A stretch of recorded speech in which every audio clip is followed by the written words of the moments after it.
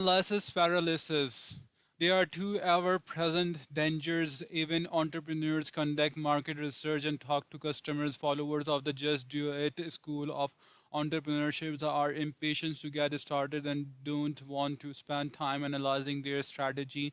They rather start building immediately, often after just a few cursory customer conversation. Unfortunately, because customers don't really know what they want, it's easy for these entrepreneurs to delude themselves that they are on the right path.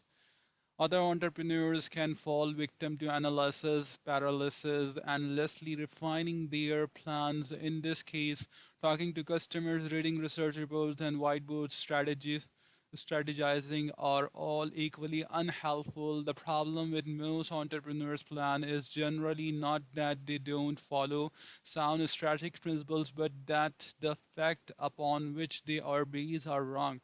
Unfortunately, most of these errors cannot be detected at the whiteboard because they depend on the subtle interaction between product and customer. If too much analysis is dangerous, but none can lead to failure. How do entrepreneurs know when to stop analyzing and start building? The answer is a concept called the minimum viable product, the subject of chapter 6. Number 6, test.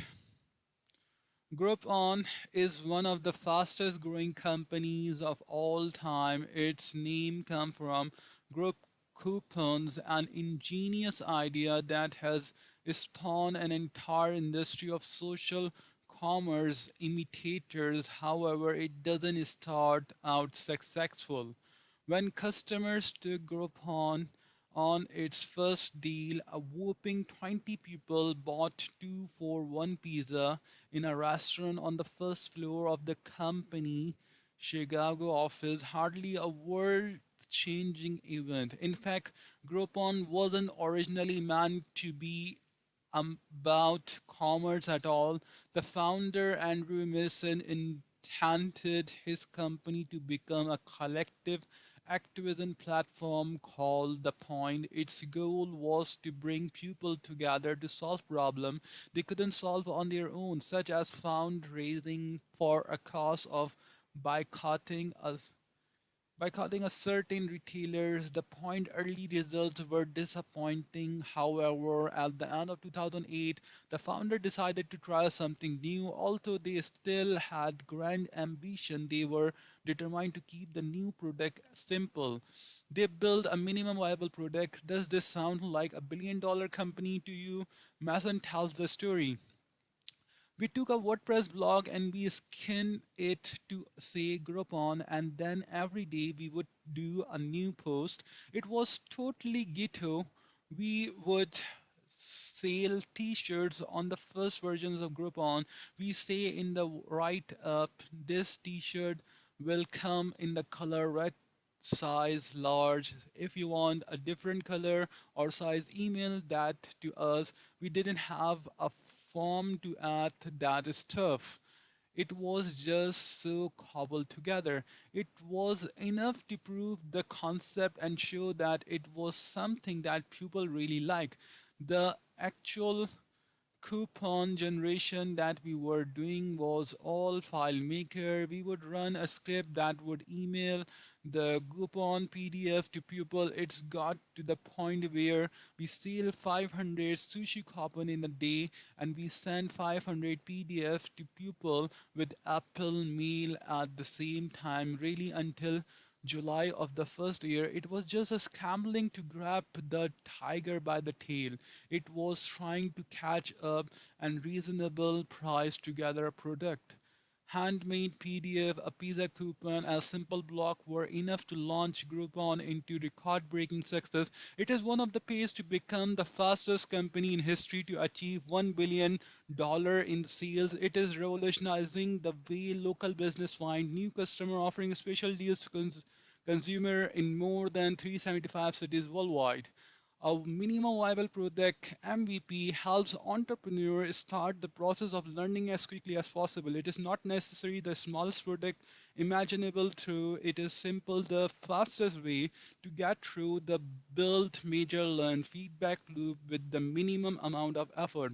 Contrary to traditional product development, which usually involve a long, thoughtful incubation period and strive for product perfection, the goal of the MVD is to begin the process of learning, not end it.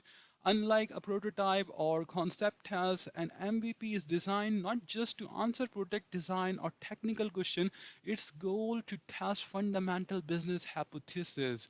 Why first products aren't meant to be perfect. At IMVU, when we were raising money from venture investor, we were embraced. First of all, our product was still buggy and low quality. Second, although we were proud of our business results. They weren't exactly earth shattering. The good news was that we were on a hockey stick shape growth curve. The bad news was that the hockey stick went up to only about $8,000 per month of the revenue. These numbers were so low that we often have investors ask us, what are the units? On these charts are those numbers in thousands? We have to reply, no, sir, these are in months. However, those early results were extremely significant in predicting IMBU's future path. As you will see in Chapter 7, we were able to validate two of our leap of faith assumption. IMBU were providing value for customer, and we had a working engine of growth. The gross numbers were small because we were selling the product of visionary early customer called early adopters before new products can be sold successfully to the mass market. They have to sold to early adopters. These people are a special breed of customer. They accept, in fact, prefer an 80% solution. You don't need a perfect solution to capture their interest. Early technology adopters line up around the block for Apple's original iPhone, even though in lack basic features such as copy and paste, 3G internet speed, and support for corporate email. Google original search engine could answer queries about specialized topics such as Stanford University and Linux operating system, but it would be years before it could organize the world information. However, this did not stop early adopters from signing its praises. Early adopters use their imagination to fill in what a product is missing. They prefer that state of affair because what they care about above all is being the first to use or adopt a new product or technology. In consumer product, it's often the thrill of being the first one of the block to show off a new basketball shoe, music player, or cool phone. In enterprise product, it's often about gaining a competitive advantage by taking a risk with something new that competitors don't have yet. Earlier is just something that is too polished if it's ready for everyone. And better additional features are beyond what early adopters demand is a form of wasted resources and time. This is the hard truth for many entrepreneurs to accept. After all, the vision entrepreneur keep in their head is of a high quality mainstream product that will change the world, not one used by a small niche of people who are willing to give it a shot before it's ready. That world changing product is polished, slick, and ready for prime time. It wins awards at trade show, and most of all is something you can proudly show mom and dad. An early, buggy, incomplete product feels like an unacceptable compromise. How many of us were raised with the expectation that we would put our best work forward? As one manager put in put it to me recently, I know for me the MVP feels a little dangerous in a good way since I have always been a such perfection. Minimum viable product ranges complexity from extremely simple smoke tests like more than an advertisement to actual early prototypes complete with problems and missing features, deciding exactly how complex, and MVP needs to be cannot be done formulas formulas formulaically. It requires judgment.